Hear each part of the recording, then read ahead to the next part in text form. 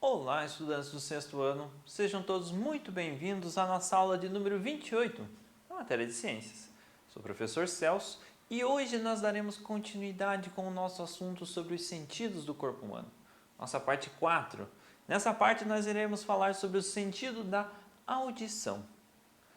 Como captamos e interpretamos o som e vamos também falar sobre a língua brasileira de sinais. Língua brasileira de sinais. Então, no Brasil, já estou restringindo que essa linguagem é utilizada no Brasil. Assim como o português é utilizado no Brasil e em alguns outros países, lá nós temos inglês, nós temos, sei lá, coreano, chinês, enfim. A língua brasileira de sinais, que é utilizada pelos surdos, ela também é regional. Aqui no Brasil é a língua brasileira de sinais, e em outros países utilizam outras linguagens de sinais. Os objetivos específicos da nossa aula de hoje: identificar o órgão da audição, como ele capta e interpreta o som. Como o nosso órgão auditivo ele vai captar o som.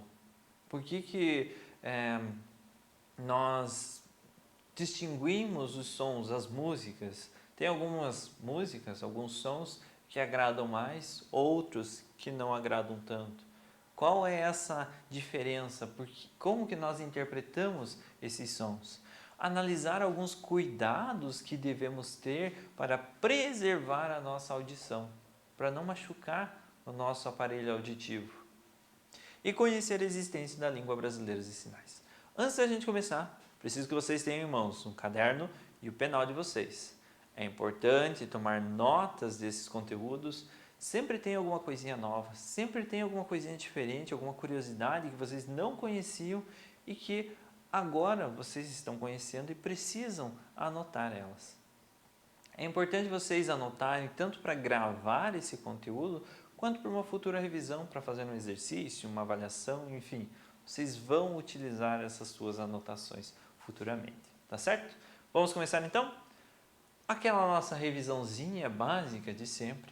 Os seres vivos têm a capacidade de perceber e interagir com o ambiente, externo ou interno, ou seja, com o mundo ao seu redor ou com o que acontece no seu próprio corpo. Então, nós, seres vivos, iremos perceber e interagir com o meio ambiente. A gente escuta um som, um passarinho cantando, a gente vai procurar aonde está vindo esse som. Você escuta aquela música que você gosta, você já começa a ficar no ritmo, no embalo daquela música. Então, você percebe o ambiente, percebeu a música, você já começa a interagir, às vezes até dançar um pouquinho, certo? E os sentidos humanos são interpretados pelo cérebro e podem ser transformados em sensações. Você escutou uma música que você adora, você vai ficar contente, você vai ficar feliz. Agora, você escutou uma música triste, melancólica, você já vai ficar mais para baixo, assim, meio desanimado. Então, os nossos sentidos juntos, eles podem ser interpretados e transformados em sensações: alegria, tristeza, amor, ódio, raiva, tristeza, enfim, várias as sensações que nós temos. Os estímulos sonoros do ambiente são captados por meio das orelhas. Então, as orelhas são os nossos órgãos que vão interpretar, que vão captar os estímulos sonoros. Os órgãos responsáveis pela audição, nos permitindo procurar aonde está o pássaro que canta ou identificar uma determinada música. Escutou um passarinho cantando, você vai procurar de onde está vindo essa música, esse som.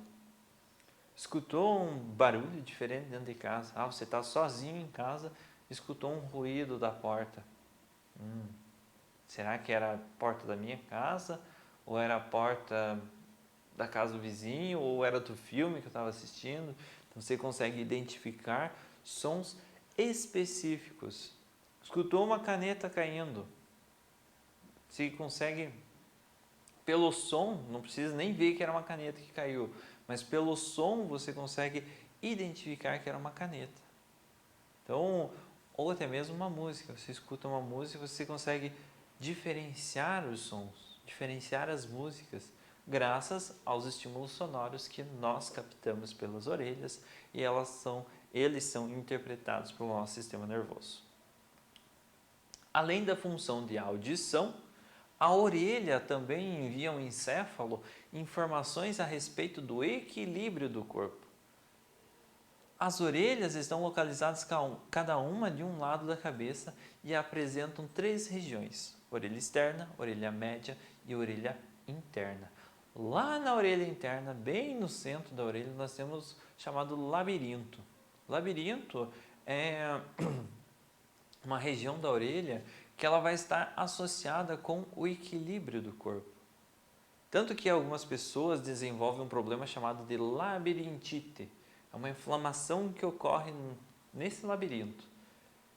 E essa inflamação, ela faz com que a pessoa tenha perdas de equilíbrio momentâneas. Então, às vezes, a pessoa está caminhando, a labirintite atacou e a pessoa começa a cair.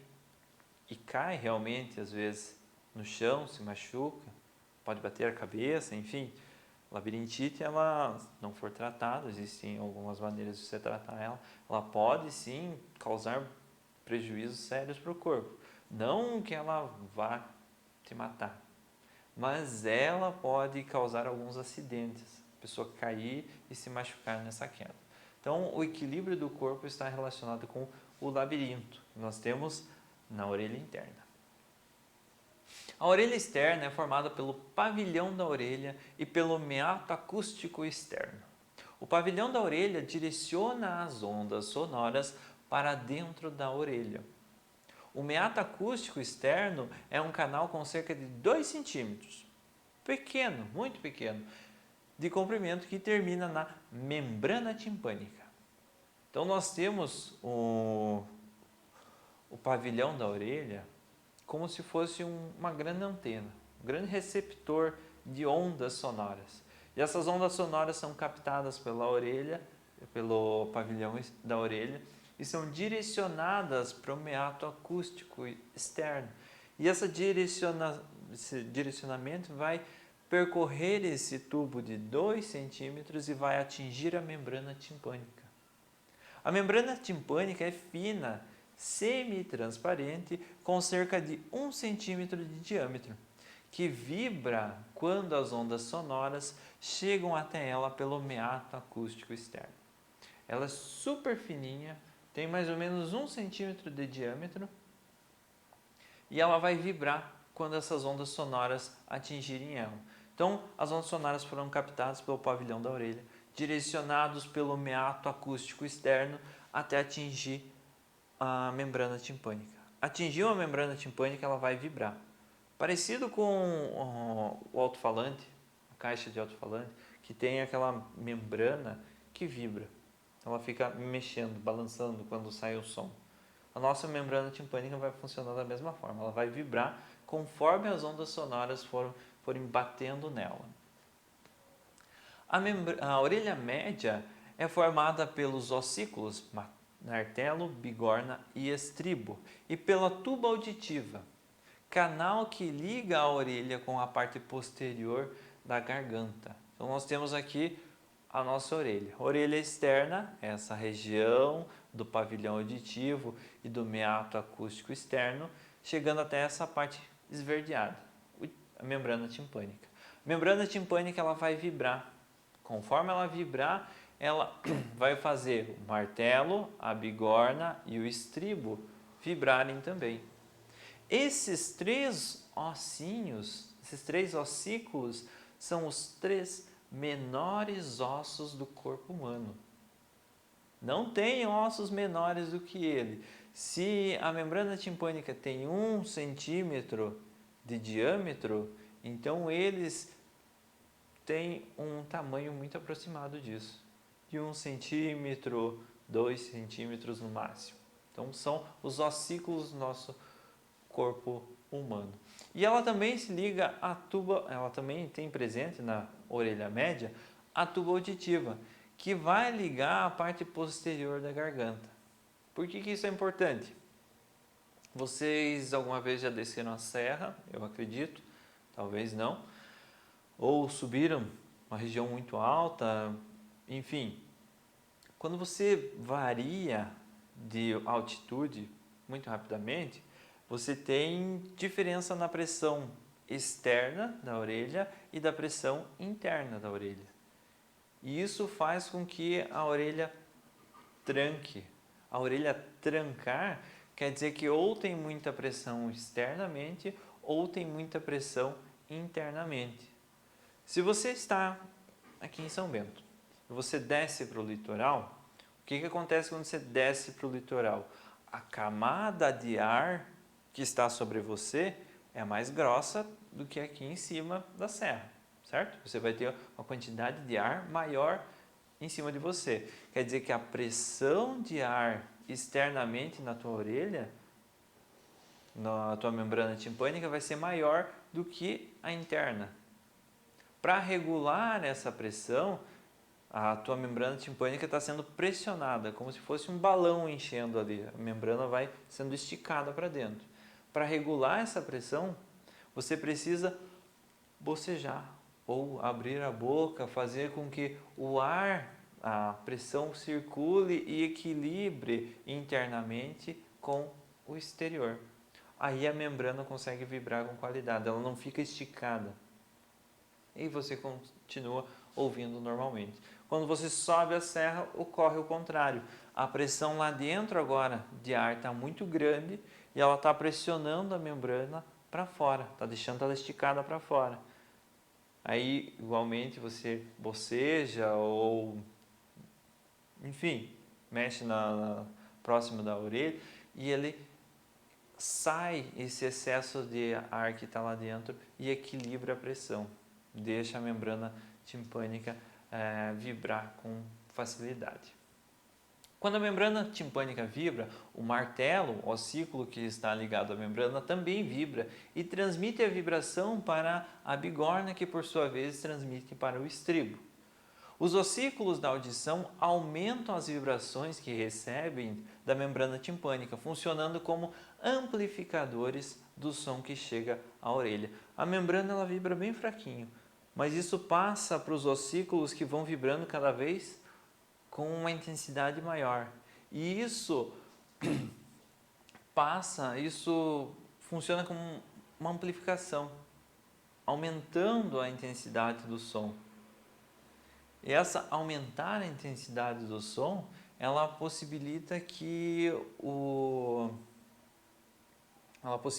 um líquido dentro isso aqui é o que a gente comentou já hoje sobre a tuba auditiva, a pressão atmosférica, se quiserem, deem uma lida. Esse aumento da vibração dos ossículos ele faz com que os canais semicirculares da cóclea eles vibrem. Tem um líquido ali dentro que ele vai vibrar. E conforme ele vai vibrar, conforme esse líquido vibrar, ele vai fazer cílios, pelinhos, terminações nervosas aqui na cóclea, que está presente lá na orelha interna, vibrarem também. E essas vibrações, dependendo da forma que ocorrer, vão ser interpretadas como um som. Então, a cóclea é a parte da orelha interna responsável pela audição. Dentro da cóclea existe um líquido que se movimenta quando chegam as vibrações transmitidas pelos ossículos. Quando esse líquido se movimenta, receptores localizados na parede da cóclea são estimulados e impulsos nervosos são enviados ao encéfalo. Então, a movimentação desse líquido faz com que os receptores que estão localizados ali na cóclea eles sejam ativados. E dependendo dessa movimentação, impulsos nervosos diferentes são enviados para o encéfalo. O encéfalo analisa esses impulsos nervosos, interpreta eles e transforma na nossa mente, interpreta eles como um som recebido. Seja o som da fala, seja o som da música, de um pássaro cantando ou de qualquer outro som recebido. Os canais semicirculares são responsáveis por enviar ao encéfalo estímulos que resultam na noção de equilíbrio e localização do espaço. Assim como na cóclea, esses canais estão preenchidos por líquido e quando nos movimentamos, esse líquido também se movimenta. Então, os canais semicirculares, eles são responsáveis pelo equilíbrio. Tem o labirinto dentro desses canais semicirculares também. Intensidade dos sons. Diariamente estamos expostos a vários tipos de sons. Quando os ruídos são de grande intensidade e causam incômodo para nós, são chamados de poluição sonora. Barulho de carro. Se você está na cidade, sempre vai ter um barulho do carro, uma loja colocando música para chamar a atenção do pessoal, passa um bicicleteiro gritando, enfim. Quando tem muito barulho que causa incômodo, isso vai ser chamado de poluição sonora. Tem poluição de vários tipos e a poluição sonora é uma delas. A intensidade dos sons é medida em decibel. Pessoas com audição normal ouvem sons a partir de 10 decibéis ou 15 decibéis. Sons de até 85 decibéis são considerados inofensivos à audição. Longas exposições aos sons de maior intensidade podem provocar dores de cabeça, insônia, falta de atenção, irritabilidade e até diminuição da capacidade auditiva. Ruídos acima de 120 decibéis podem causar dor no ouvido. Pessoa que ouve um fone de ouvido com um som muito alto, com um volume muito alto, pode ter perda auditiva, pode desenvolver uma irritabilidade, pode desenvolver uma falta de atenção, insônia e até dor de cabeça, porque está ouvindo uma música muito alta, com uma grande frequência. E a língua brasileira de sinais. As línguas de sinais são diferentes das demais línguas, porque envolvem a visão e a utilização do espaço. Então, a movimentação das mãos, a face da pessoa que está falando através da língua brasileira de sinais é muito importante para transmitir a informação. E não a audição e a fonação, como na nossa fala normalmente. As línguas de sinais não são universais. Cada país apresenta o seu conjunto de sinais e mesmo dentro de um país podem existir variações regionais, como ocorre com qualquer outra língua. Então, pessoas de estados diferentes falam para um mesmo objeto palavras diferentes, como é o caso do penal e estojo. Paraná, você vai utilizar mais estojo, para cima também.